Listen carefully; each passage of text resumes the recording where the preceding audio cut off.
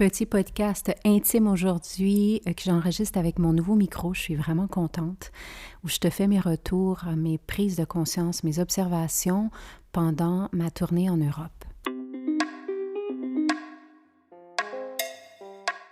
Namasté, bienvenue au podcast Sorcellerie Blanche. Ce projet de cœur a démarré en 2019 et on continue depuis. Si t'es ici, c'est que la sorcellerie blanche sous toutes ses formes t'attire. Tu vas donc entendre parler de chamanisme, d'ésotérisme, d'holisme avec des gens comme toi et moi. On s'inspire, on partage, on dédramatise et on se motive. Je suis Gaïa Charline, âme nomade et créatrice, passionnée de la vie, de chai latte, de conversations profondes, de planches à neige, de bulldog français et d'entrepreneuriat spirituel. J'accompagne des femmes médecines à transitionner vers l'entrepreneuriat spirituel en toute simplicité. Je pourrais te nommer les 1001 choses que je fais, mais je pense que le plus important, c'est que tu connaisses mon essence. Alors, bienvenue dans mon univers où ensemble, on se rappelle que la plus belle des magies, c'est celle qu'on porte à l'intérieur. Alors, on sort nos balais belles sorcières et on dépoussière ce qui est déjà là.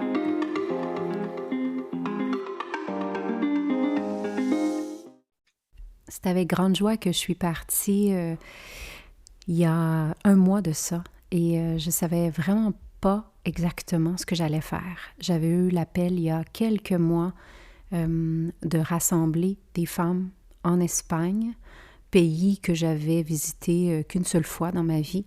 Donc pour moi, ça a été vraiment incroyable de voir cet appel puis de le voir se réaliser surtout parce que j'ai eu confiance et je l'ai écouté. Puis je t'en parle aujourd'hui parce que pour moi, dans mes grandes valeurs, l'intégrité, mais aussi de marcher sa parole, comme le dit si bien ma complice, marcher sa parole veut dire que je porte un message en fait, et depuis toutes ces années, mais ce message-là, quand je le porte, c'est parce que je l'incarne d'abord et avant tout.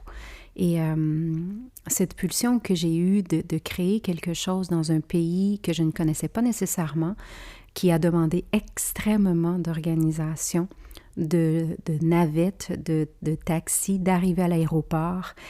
C'était des femmes qui arrivaient de 6 différents pays qui se sont rassemblées, des femmes qui ne se connaissaient pas nécessairement à la base. Et de sentir cette pulsion qui a monté vraiment dans mon premier chakra. Donc, c'était, je nomme premier chakra parce que c'était vraiment sécuritaire, cet appel que j'ai eu. Sécuritaire dans le sens que j'ai pas pris peur. Ça a été cette pulsion de la vie, cet appel qui m'a dit voici ce qui pourrait être créé. Et ce que j'ai fait, c'est par la suite, j'ai laissé monter dans mon deuxième chakra pour le rendre tangible vraiment. Et à partir du troisième chakra, c'était cette envie de partager. Il y avait quand même un petit peu de peur, je vais être super honnête, parce que je me disais dans quoi je me lance. Mais aujourd'hui, je regarde, est-ce que c'est de la peur ou de l'excitation? Je pense que c'était plus de l'excitation. Tu sais que de toute façon, on ressent dans notre corps la même chose pour une ou l'autre des émotions. Donc, par la suite, ça a vraiment monté au chakra du cœur et ça a fait « ouais », un grand oui, là, je l'ai senti, ça brûlait. Et c'est pour ça que le nom est venu « Passionne ». Et j'ai commencé à le communiquer, évidemment, à voir un peu plus la grande vision sans vraiment connaître la destination, mais en me laissant vraiment guider par l'au-delà. Je viens de te parler en te connectant les 7 chakras. Je ne sais pas si tu as vraiment senti, mais cette pulsion qui a monté, c'était l'histoire qui s'est produite en moi. Quand je dis de marcher sa parole, c'est exactement ça. C'est que des fois, on va se laisser guider en sachant très bien que la vie est aux commandes. On va se laisser guider en créant des choses qui, à première vue, ne font peut-être pas de sens. Puis je vais te dire, je suis arrivée là-bas, je vais faire un retour en arrière après, là, mais quand je suis arrivée en Espagne, puis que j'ai reçu la villa, ça faisait pas de sens pour moi encore. Je me suis complètement perdue dans la villa. C'était fait par des architectes d'une manière de labyrinthe, en fait. Et donc, je me suis dit, ça y est, voilà, je suis complètement perdue ici. Qu'est-ce que je viens faire? Puis, j'ai levé les yeux et j'ai vu les montagnes. Puis, je me suis sentie bercée. Je me suis sentie prise dans les bras. Et j'ai décidé, il y a un super beau mot en anglais, « surrender ». J'ai vraiment décidé de me laisser aller dans cette folie, puis d'en profiter. Je savais pas encore comment allait se passer cette semaine. Je savais même pas où on s'en allait. Je savais pas le comment, du pourquoi. Il y avait rien qui était vraiment préparé, mais je savais que je voulais qu'on sente à nouveau la passion dans notre corps, qu'on la sente tellement qu'on ait envie d'y retourner. Mais pour ce faire, pour retourner la passion, parce qu'on est souvent dans cette dynamique spiritueuse que j'appelle, où on vit d'illusions, où on parle de belles choses, de ce qu'on pourrait atteindre, de ce qu'on a envie d'aller toucher et tout ça. Mais pour moi, il y a un processus qui est hyper important qu'on oublie bien, bien souvent. Et ce processus, c'est que pour adhérer à cette nouvelle étape de moi, cette nouvelle version de moi un peu plus polie dans le sens je vais me polir, il faut savoir quelle est notre prison, en fait, qui fait qu'on n'y est pas arrivé avant, qui fait qu'on continue d'avoir un peu peur, qu'on a de la difficulté à le vivre au quotidien. Parce que vivre des événements puis des choses profondes et intenses au sein d'un groupe pendant un week-end ou pendant une semaine, ça reste quand même une illusion. Est-ce que je serai capable par la suite de maintenir ceci, de l'intégrer, de l'apporter dans mon quotidien? Comment est-ce que tangiblement, ce que je vais aller toucher et ce que je vais aller vivre et sentir dans mon corps, comment est-ce que je peux poursuivre par la suite? Parce que sinon, tout ça ne sert à rien pour moi. C'est encore cette fausse illusion où je vais me sentir confortable de danser, de chanter, de jouer mon tambour, mais sous condition de que l'espace va me sembler sécuritaire, on va parler le même langage, on va se permettre de faire des choses, mais avec ce groupe-là. Et pour moi, ça a toujours été un peu ce qui me freine dans certaines approches. Et ce que j'ai envie vraiment de déconstruire dans l'approche qui m'interpelle moi, évidemment, c'est vraiment celle de, OK, ce que tu es au sein de, ici, ce groupe, ou dans ce programme, ou dans cette retraite, ou dans cet atelier, comment peux-tu le maintenir à l'extérieur? Comment peux-tu trouver cet espace qui est sécuritaire? Et c'est pour ça que, par exemple, dans le programme Momentum, souvent on me dit, est-ce que c'est des cohortes fixes? Puis pour certaines personnes, elles n'aiment pas ça, de savoir qu'il va y avoir des gens qui vont entrer pendant que toi, tu es dans ton processus et d'autres qui vont partir parce qu'elles sentent ce besoin de sécurité, de que je vais grandir au sein d'un groupe et par la suite, cela va me donner ce que je recherche vraiment. Dans ma pensée à moi, c'est vraiment que c'est dans l'inconfortable et dans le mouvement de la vie que je vais découvrir mon propre rythme et qui je suis au sein de la meute, au sein de la tribu, qui va me permettre vraiment de poursuivre. Parce qu'un jour, quelqu'un va venir me faire travailler ça et l'autre jour, ce sera ça. Et de s'enfermer dans des bulles pour vivre quelque chose au sein de cette bulle, ça peut être bien, mais est-ce que c'est toujours ce que je recherche dans ma vie? De grandir, mais simplement au sein d'eux. Et par la suite, de recommencer avec ma vie. Donc, c'est vraiment dans cette optique que j'ai voulu apporter cette expérience Passion, où vraiment de déconstruire un peu cette prison dans laquelle je me suis enfermée, parce que c'est important de savoir. Moi, j'ai dit aux filles là, pendant la semaine, parce qu'on s'est vraiment mises à nu, l'une et l'autre. Et je leur ai dit le plus beau cadeau qu'on pourrait me donner, qu'un groupe de femmes pourrait me donner, c'est de me faire voir la prison dans laquelle je me suis enfermée moi-même et que bien souvent, je n'arrive plus à voir. Et donc, pour moi, c'était tellement important qu'on aille toucher ceci. On a travaillé très, très ardument avec la roue médecine pour aller détecter ceci. Pour certaines, ça a été quand même assez facile, cette mise à nu. Et pour d'autres, ça a été extrêmement difficile. La rigidité, les je dois, cette difficulté à s'ouvrir et à se montrer, à montrer ses ombres. Ça a été tellement étonnant et bouleversant de voir les schémas de toutes, parce que dans chacune de ces de ces femmes dans chacun des comportements, il y a une part aussi de moi. Donc, il y a la part de moi qui ne veut pas montrer ses ombres, il y a la part de moi qui est très, très rigide, il y a la part de moi qui répète toujours les mêmes choses.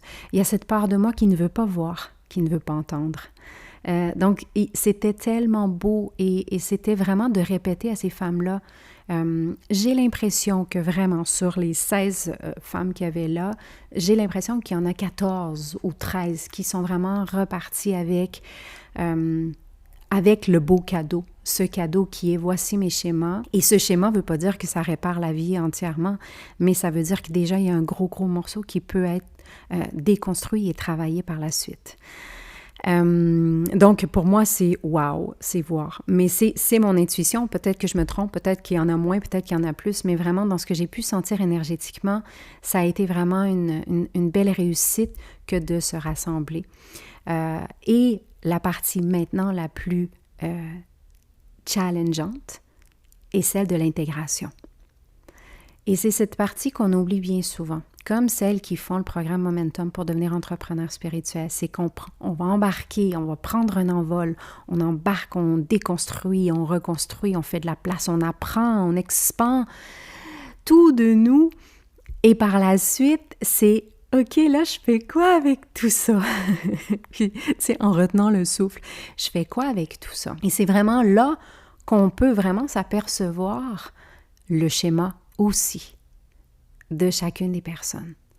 Certaines vont choisir vraiment de déconstruire ce schéma, de se sortir de cette prison, et d'autres vont revenir à la case du départ du schéma, qui est de « j'ai besoin d'être sauvée, j'ai besoin qu'on m'aide, je me sens triste, j'y arrive pas ». Et là, on revient. Et le plus beau, c'est que la vie nous montre sans cesse les enseignements qu'on est prêt à recevoir. Mais c'est pas tout le monde qui est prêt à changer les lunettes et à faire le travail. Donc, je me dis toujours, comme facilitatrice, par exemple, la semaine passée, c'est de montrer qu'est-ce qui est là, mais de vouloir plus que l'autre va être vraiment énergétiquement drainant, autant pour la personne qui souhaite voir l'autre s'élever que pour la personne qui n'y arrive peut-être pas à ce moment-là. Et c'est OK, c'est d'accepter que chacun a un rythme. Ça peut être frustrant des fois aussi quand on accompagne quelqu'un puis on dit « Oui, mais c'est tellement évident ». Et c'est la partie d'enseignement pour le facilitateur, la facilitatrice, l'accompagnateur, accompagnatrice de dire ce n'est pas à moi de faire ce travail-là. Et de s'observer dans ce contrôle, dans ce vouloir, dans cette envie que l'autre y aille plus. Et j'en parle avec une telle franchise dans le sens que je me rappelle dans mes débuts avec Momentum, puis tu sais, la vie m'a amenée sur le chemin. Les 3 premières cohortes, c'était des femmes qui ont vraiment pris leur envol. Et il y a de ça 6 ans maintenant, plus de 6 ans. Et c'est des femmes qui, encore aujourd'hui, ont leur entreprise spirituelle.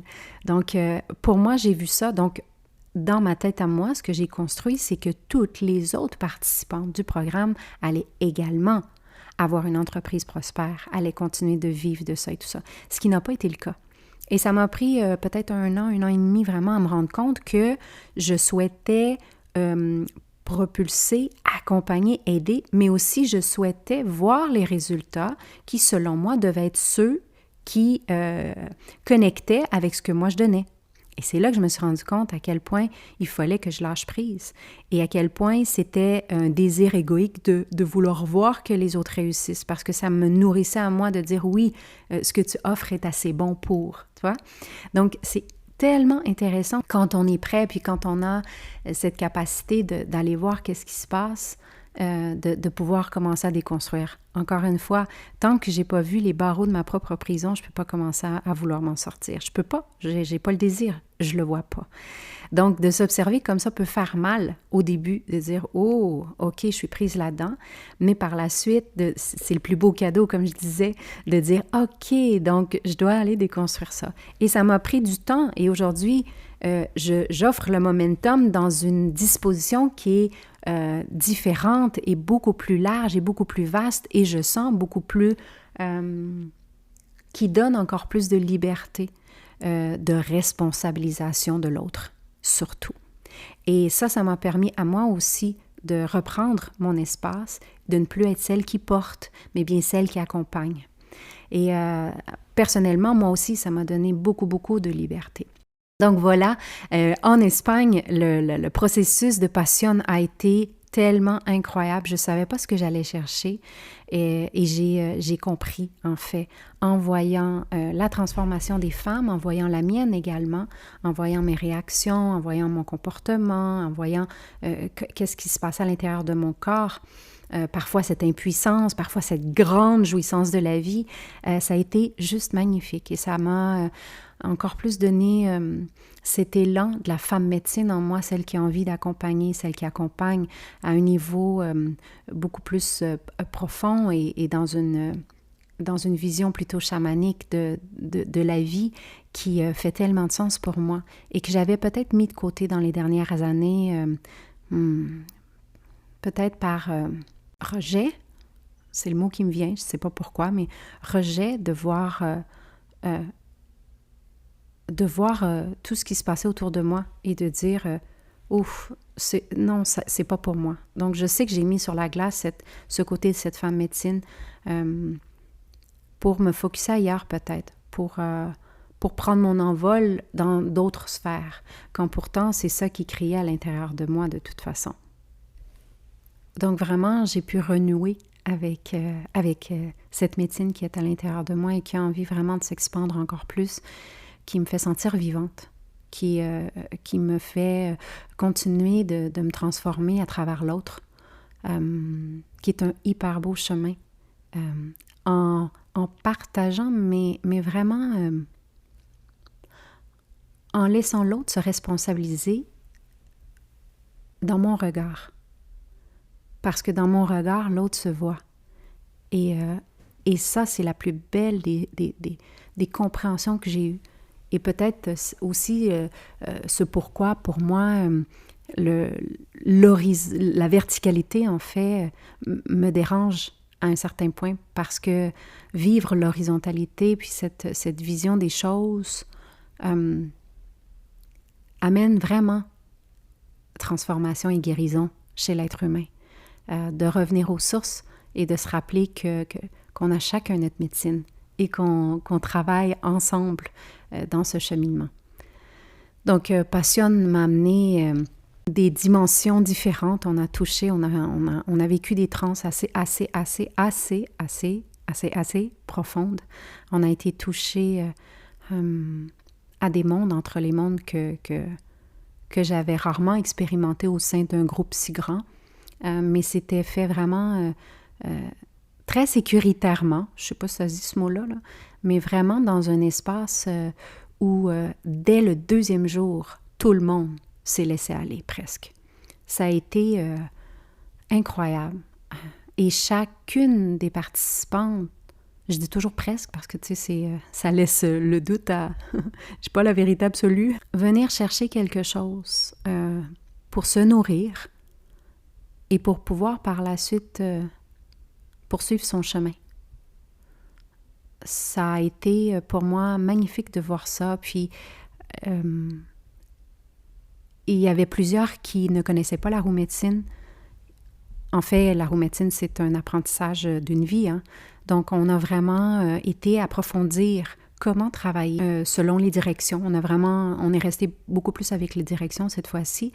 Et c'est ma vision, évidemment, puis ma manière de travailler avec la roue médecine, hein, qui n'est pas celle de tous, parce qu'il y a plusieurs manières, de toute façon, de travailler avec la roue médecine, mais on a construit notre propre roue, qui était tellement puissante, qui a permis beaucoup, beaucoup de choses de se produire. Il y a eu beaucoup de colère qui a été aussi suelta, comment on dit, qui a été libérée, voilà.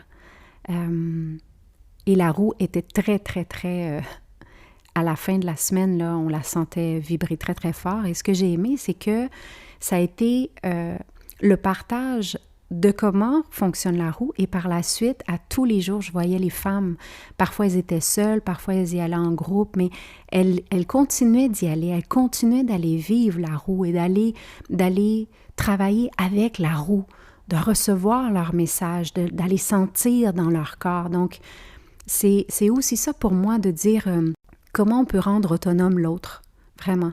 À travers ce qui a fonctionné pour nous, ce qui fonctionne, ce qu'on a compris et le transmettre. On a vécu des moments extraordinaires, vraiment, avec un groupe extraordinaire. Donc, je suis hyper reconnaissante et c'est vraiment là que je me suis rendu compte, quand je parle de vivre une vie de rêve, une vie...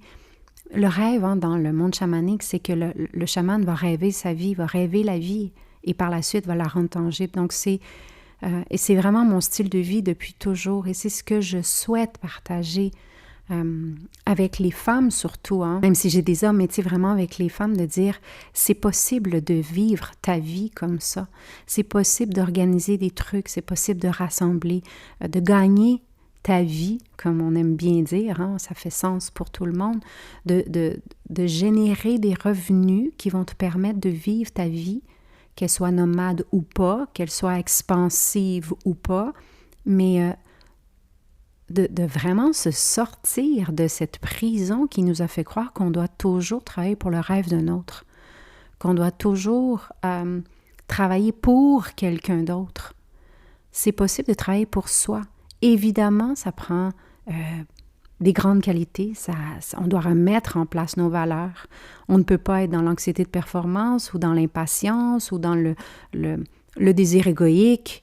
Il y a beaucoup de choses qui doivent être revisitées, évidemment, mais les plus grandes qualités de l'entrepreneuriat sont la constance, mais une constance qui va permettre d'y aller quand même si des fois on ne le sait pas pourquoi, même si des fois on a un peu moins envie, mais d'y aller quand même. Cette discipline d'amour que je parle toujours. Parce que souvent, je vais voir des femmes qui vont vouloir les mêmes résultats, par exemple, que les miens. Quand ça fait 6 ans que ma vie professionnelle, c'est pratiquement tous les jours où je crée, où je repense, où je pense, où je rends tangible, où je reçois les pulsions, où je télécharge des programmations nouvelles, où je vais essayer de les décortiquer.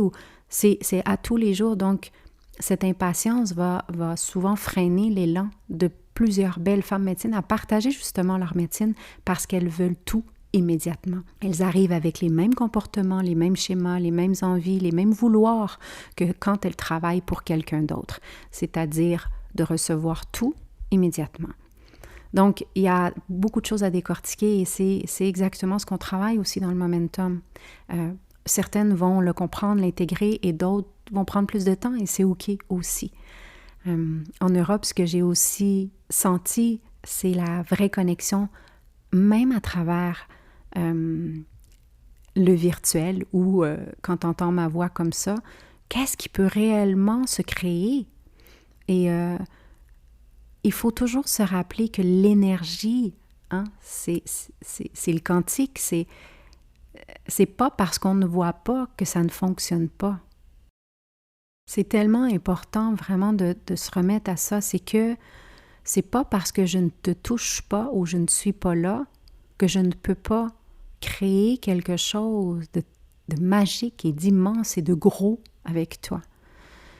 J'ai connecté avec des femmes avec qui j'ai des connexions en ligne depuis toutes ces années, dont une qui était dans mes premières clientes, qui aujourd'hui s'est joint à l'équipe Gaïa.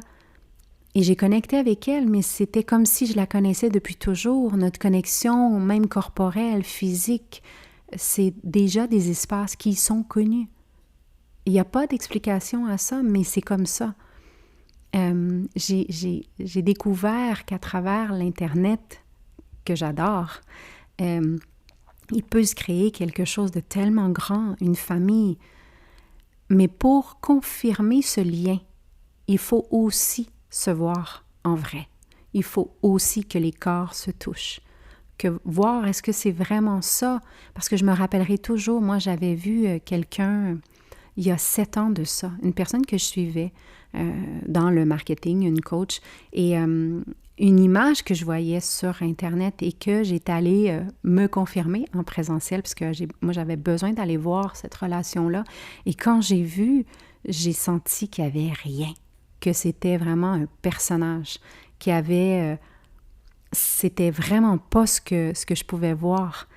Et ça m'avait vraiment, vraiment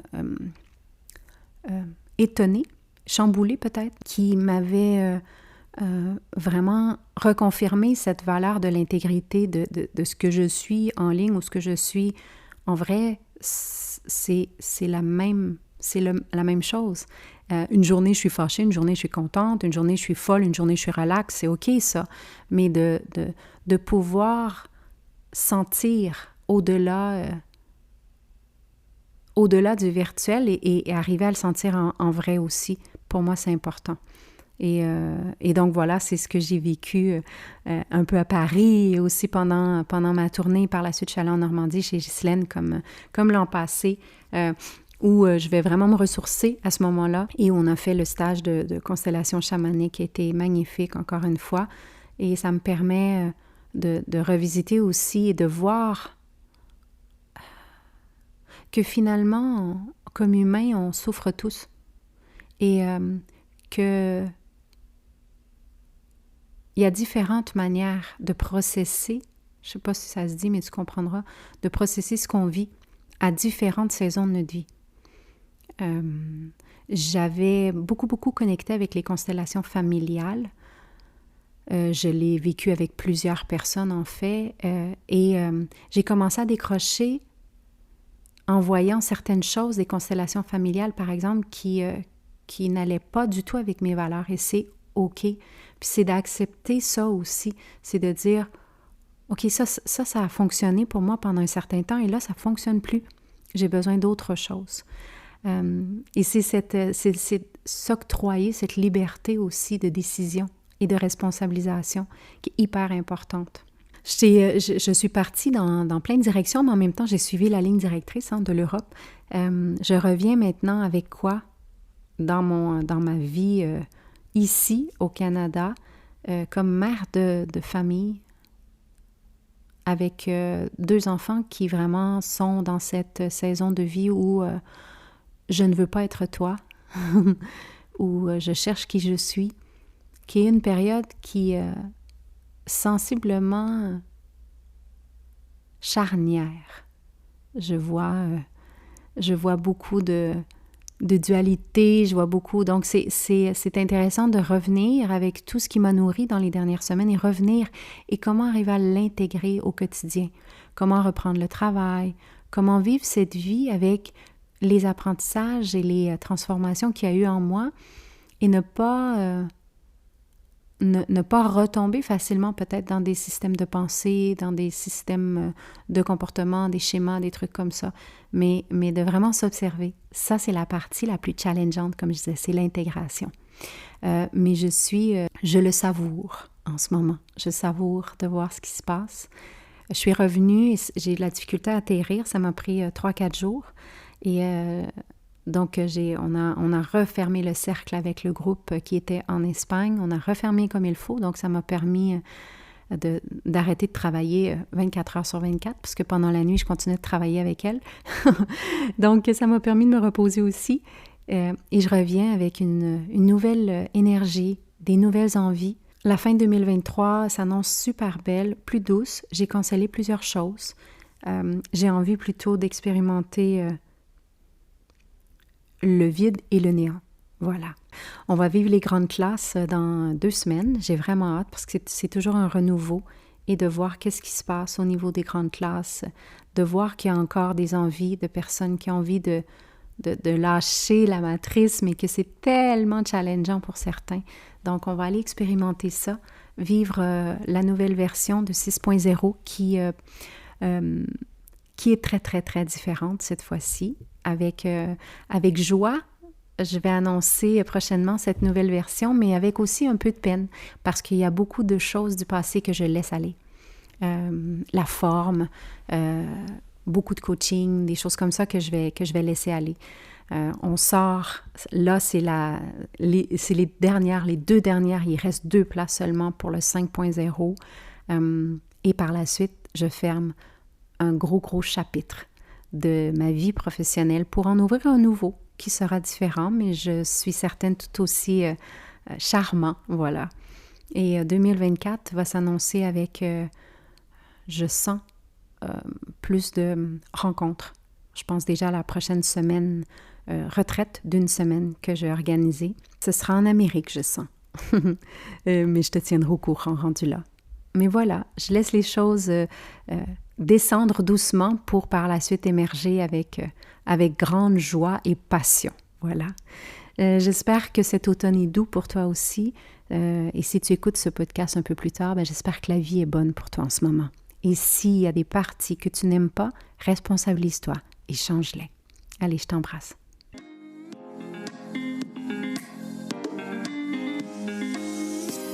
Si le sujet de la spiritualité t'inspire vraiment et que tu as un côté sorcière aussi, joins-toi à la tribu Gaïa sur les réseaux sociaux. Sur Facebook, la page Gaïa, @Gaïa Total, et le groupe fermé sur Facebook, Entrepreneur en devenir, ou sur Instagram, je suis Gaïa Total.